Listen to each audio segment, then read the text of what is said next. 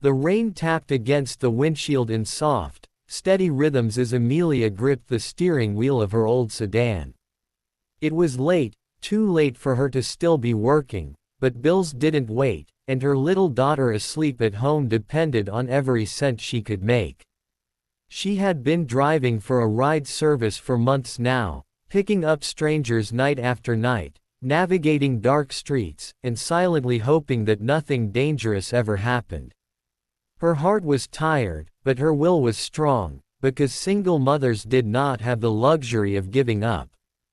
On that particular night, she pulled over outside an expensive hotel, the kind she only ever drove past but never entered.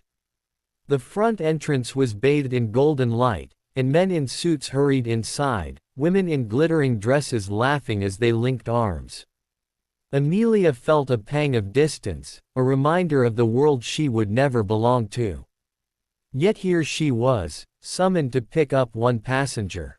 The doorman whistled sharply, and two men came staggering out. One of them was tall, broad-shouldered, with a loosened tie hanging around his neck and a glassiness in his eyes. The other man, clearly his colleague or perhaps his assistant, looked desperate to coax him into the car. "Please, Mr. Lawson," the assistant pleaded, "let's get you home." Amelia leaned over and unlocked the door. The drunk man laughed, a hollow, broken kind of laugh, as if mocking the world. His suit screamed wealth, but his slouched posture revealed loneliness. He collapsed into the back seat, mumbling, "Home, whatever that means." His assistant whispered an apology to Amelia and handed her an address written hastily on a card before disappearing back into the hotel. She glanced at the card and froze. The address belonged to one of the wealthiest neighborhoods in the city. The kind of place she couldn't even dream of living in. As the car rolled forward, she glanced in the mirror. His eyes, though clouded by alcohol, carried something else. Grief, maybe. A story untold. The man leaned forward suddenly, his voice slurred but strangely raw. "Do you know what it's like, to have everything but feel nothing?" Amelia hesitated, unsure if he was even talking to her. She cleared her throat softly. "I know what it's like to feel empty," she said quietly, not giving away too much of herself.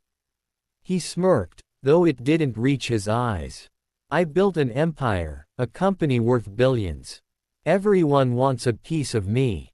Investors, fake friends, women who see me as a prize, but when I go home, there's nothing. Just silence." He let out a laugh that almost sounded like a sob. Amelia tightened her grip on the wheel. She knew better than to get involved in the lives of her passengers, but something about his honesty tugged at her.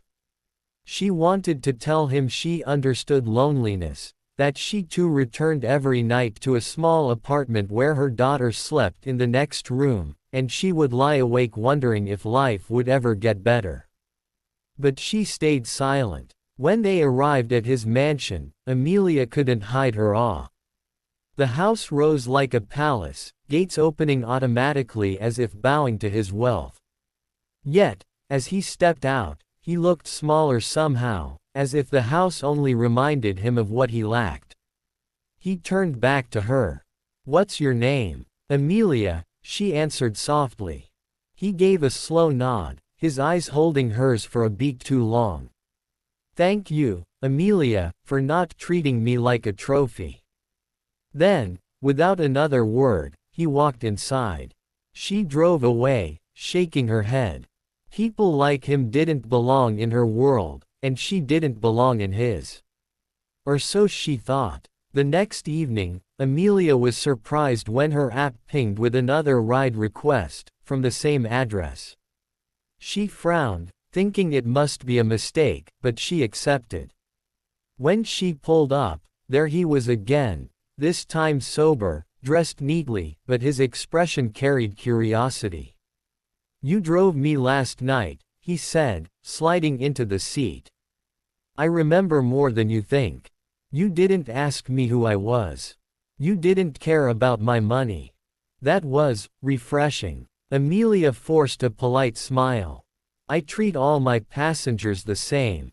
That's exactly why I requested you again. Over the next few weeks, he called for rides more often, sometimes to meetings, sometimes late at night when he didn't want his driver to know where he was going. He seemed to enjoy talking with her, asking about her life, though she offered very little. She wasn't about to spill her struggles to a man who lived in a mansion. But one night, when the silence between them stretched, Amelia admitted something. I'm just trying to give my daughter a better life.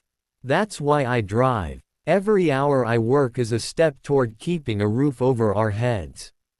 His gaze softened. You're raising her alone. She nodded. Her father left before she was even born. He was quiet for a long moment, then said, my parents were never really there for me either. Maybe that's why I buried myself in work. That night, something shifted between them. He stopped being just a drunk CEO, and she stopped being just his driver. They became two lonely souls, colliding in the quiet hours of the night. Still, Amelia knew better than to believe in fairy tales. She had seen wealthy men come and go, leaving broken promises behind. But Daniel Lawson, because she eventually learned his name, kept surprising her. He remembered little things she said. He brought coffee for her on cold nights. Once, when her car broke down, he sent someone to fix it and refused to let her pay. Amelia tried to push him away, telling herself he didn't belong in her world. But Daniel was persistent. You don't see yourself clearly, Amelia, he told her one evening. You're stronger than anyone I know. You work, you sacrifice, and you love your daughter fiercely. That's real wealth, not what I have. For the first time in years, Amelia felt seen. Truly seen. But life, as always, wasn't simple. Rumors began to swirl around Daniel when he was spotted with her. His colleagues sneered, tabloids whispered about the mystery woman, and Amelia's insecurities grew. I don't fit into your world, she told him one night, her voice breaking. I'm just a single mom struggling to survive. He took her hand gently, his eyes unwavering. Maybe it's time I leave that world behind. What good is success if I have no one to share it with? Amelia wanted to believe him, but fear gnawed at her. She had been abandoned before. She couldn't risk her heart, or her daughter's. Then came the night everything changed. Amelia's daughter fell sick, and the hospital bills piled up faster than she could pay. Desperate and exhausted, she didn't even realize Daniel had noticed her absence until he showed up at the hospital. He paid the bills quietly, without making her feel small, and stayed by her side through the long nights. When her daughter finally smiled again, Amelia knew the truth. This man wasn't here for her money, her status, or appearances. He was here because he cared. Because somewhere along the line, he had fallen for the woman who once drove him home drunk in the rain. And Amelia, against all her fears, had fallen for him too. It wasn't an easy journey. They faced judgment, criticism, and doubts, from outsiders and from themselves. But they kept choosing each other, again and again, building something stronger than wealth, a family. Daniel Lawson, the millionaire CEO who once confessed his emptiness, found love in the most unexpected place, with a woman who had nothing but resilience, and a little girl who called him Daddy for the first time one bright morning. And Amelia, the lonely single mom who once drove strangers through the night, discovered that sometimes life gives back in the most surprising ways. Not with riches, not with mansions, but with love that lasts, and a future she never dared dream of. Because sometimes, the people we meet by chance are the ones who change our lives forever. The rain returned weeks later, soft and relentless, as if the sky itself remembered the night Amelia first drove Daniel home. By then, so much had changed. What began as accidental encounters had become something deeper, something that neither of them could deny anymore. Daniel had started to spend more evenings at Amelia's small apartment than in his massive mansion. It startled her at first, seeing a man who could afford the world sitting cross-legged on her worn couch, helping her daughter with homework, or laughing at burnt popcorn while they watched old movies. He looked strangely at peace in her modest home, as if the weight of wealth and expectations lifted the moment he stepped through her door. One night, while Amelia's daughter was asleep, Daniel leaned back against the couch, watching her. "Do you ever wonder," he asked softly, "how two people from completely different worlds end up right here?" Amelia smiled faintly. "All the time. And sometimes I wonder when you'll wake up and realize you don't belong here." But he shook his head. "No, Amelia. I think I've finally found where I do belong." Her chest tightened. She wanted to believe him. She wanted to let go of the doubts that gnawed at her every time she thought of his wealth, his world, and the people in it. But scars from the past weren't easy to heal. The next challenge came in the form of a dinner invitation. Daniel wanted Amelia to join him at a formal company event. She almost laughed at the idea, her, in a room full of polished executives and socialites. But Daniel insisted gently, assuring her that she had every right to be by his side. She borrowed a dress from a neighbor and spent hours convincing herself not to back out. When Daniel saw her that evening, his jaw tightened, and his eyes softened in a way that made her heart race. "You're beautiful," he whispered, as though he couldn't believe she was real. At the event, whispers followed them like shadows. Women glanced at Amelia with disdain, men exchanged curious looks. She felt out of place, but Daniel never let go of her hand. Every introduction he made included her proudly. "This is Amelia," he said, as if her name alone was enough to command respect. But not everyone approved. One of his board members sneered quietly, "A driver, Daniel. Surely you can do better." Amelia tried to pull her hand away, but Daniel held on tighter. His voice was steady, but his eyes burned. "Better. There's no better. There's only her." For the first time, Amelia saw that his love wasn't just words whispered in the quiet of her apartment, it was something he was willing to defend in front of the entire world. Still, doubts lingered in her heart. She worried about her daughter, about stability, about the storm of judgment that might follow them forever. And Daniel, though strong, had his own demons, the loneliness that sometimes crept back, the weight of responsibility, the fear of losing the only real connection he had ever found. Their journey wasn't smooth. There were arguments born from insecurity, nights when Amelia cried herself to sleep wondering if she was holding him back, and days when Daniel struggled against the pressure of his empire, wondering if he could ever truly be the man she deserved. But love is not proven in perfection, it is proven in persistence. Daniel showed up, again and again, even when Amelia tried to push him away. Amelia trusted him, little by little, until the walls she had built around her heart began to crack. And in the middle of it all, Amelia's daughter grew to love him as if he had always been there, her laughter binding them together in ways neither expected. The turning point came one quiet evening, months later.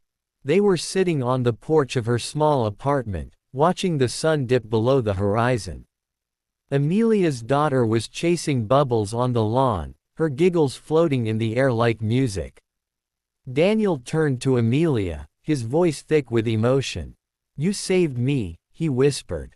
She blinked, startled. "I didn't do anything." He shook his head. "You did everything. I was drowning in emptiness. Money, power, all of it, it meant nothing. But you gave me something real. a family, a reason to wake up with hope. I don't ever want to go back to that empty house. I want this. I want us. Tears welled in her eyes as his words sank in. For years she had fought to survive, convinced that love was a luxury she couldn't afford. But here he was, choosing her, not in spite of her struggles, but because of the strength they had given her. When Amelia's daughter ran up and slipped her tiny hand into Daniel's, looking up at him with trust and calling him, "Daddy," Amelia knew the last piece of her heart had fallen into place. The lonely single mom who once drove strangers through the night had found something she never thought possible. A partner who saw her worth, a father figure for her daughter, and a love that didn't just promise, but proved itself. And Daniel Lawson, the drunk CEO she once pitied, had found the one thing money could never buy. A home built not of marble and gold, but of love, laughter, and belonging. Life had a way of surprising them both, but this time, the surprise was beautiful. It was forever. The days turned into months, and what had once been a fragile, uncertain connection between Amelia and Daniel began to grow into something undeniable. Yet, the path ahead was not smooth. The deeper their bond became, the more the world outside seemed determined to test them. It began with whispers in the media. A tabloid headline screamed, "Millionaire CEO spotted with mystery woman and child, who is she?" Amelia's photo, taken without her knowledge, was plastered on websites and magazines. Overnight, she went from anonymity to unwanted attention. Her phone buzzed with strangers, messages, some cruel, some mocking, others prying. She cried in silence the night she first saw those words. Daniel found her in tears, clutching her phone. He took it gently from her hands, his expression darkening as he read. "They don't matter," he said firmly. "They do matter," she whispered, her voice breaking. "I can't live under a spotlight, Daniel. I don't want my daughter to grow up in gossip columns, judged for things she doesn't even understand." He knelt in front of her, taking her trembling hands in his. "Then let me protect you. I don't care about their words, Amelia. I care about us. About her. About this family we're building. Please, don't let their cruelty take away what we've found." But Amelia wasn't sure. She had lived her whole life quietly, unnoticed, surviving one day at a time. To be thrust into Daniel's glittering, merciless world terrified her. The tension built until one evening, she told him, "Maybe this isn't meant to last. Maybe we're too different." Her words cut through him like glass. Daniel's jaw tightened, but instead of anger, he only whispered, "Do you think I would fight this hard if it wasn't meant to last?" Still, Amelia pulled away. For days, she avoided his calls, burying herself in work and in her daughter's care. The silence between them was unbearable, but her fear was louder than her love. Until the night her car broke down on a dark road. She stood in the cold with her daughter sleeping in the backseat, praying for help. When headlights appeared, relief flooded her, until she saw who it was. Daniel stepped out of his sleek black car, his face etched with worry. "You could have called me," he said softly. Amelia's defenses cracked. Her voice trembled. "I didn't want to depend on you. I'm scared of needing you too much. What if one day you walk away?" His chest rose and fell with the weight of his emotions. He closed the distance between them, his voice raw. "I'm not going anywhere, Amelia. I've walked away from boardrooms, from deals, from empty relationships, but I will never walk away from you. Don't you see? You're not my weakness. You're my strength." Her tears spilled freely then, years of pain and fear melting in the warmth of his arms as he pulled her close. In that moment, she finally let herself believe that this love wasn't a fragile illusion, it was real. From then on, their lives intertwined more fully. Daniel became a steady presence in her daughter's life, picking her up from school, attending every recital, sitting cross-legged on the floor to help with art projects. The little girl's laughter filled his once empty mansion when they visited, transforming cold halls into a home. But with happiness came new trials. Daniel's company faced a crisis, an investor scandal that threatened everything he had built. The media circled like vultures, shareholders panicked, and the stress nearly consumed him. Amelia stood by him through it all, reminding him of the man behind the empire, not the CEO in the spotlight. On the nights when he felt the weight of the world crushing him, she would place his daughter's drawings on his desk, a reminder of what truly mattered. One night, after a grueling day of battles in the boardroom, Daniel looked at Amelia across the dinner table in her small kitchen. Candlelight flickered against her tired but beautiful face. "I used to think success meant never needing anyone," he said quietly. "But now I know, true success is finding the people you can't live without. And I can't live without you." Amelia's breath caught, and tears filled her eyes. For years, she had believed she was destined to struggle alone. But here was a man who didn't just see her, but chose her, over and over again, even when it cost him everything. The turning point came one spring morning, when Daniel knelt in their favorite park, holding a small box in trembling hands. Amelia froze, her daughter gasping beside her. "Amelia," he began, his voice thick with emotion, "the night you drove me home, I was lost. Broken. Drowning in everything money couldn't fix. But you gave me a reason to believe again. You gave me a family, a home, and love I never thought I'd deserve. Will you marry me?" Tears streamed down Amelia's cheeks as her daughter squealed with joy, wrapping tiny arms around Daniel's neck. Amelia's voice shook, but her answer was clear. Yes. 1,000 times, yes. The applause from strangers in the park echoed around them, but Amelia only heard the pounding of her own heart, finally free of fear. Their wedding was simple, intimate, nothing like the extravagant affairs expected of a millionaire CEO. Amelia wore a modest dress, her daughter scattering flowers ahead of her, while Daniel's eyes never left hers.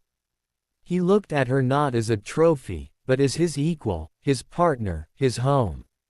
Years later, when people asked Daniel Lawson, the once lonely CEO, about his greatest achievement, he didn't speak of his company or his billions.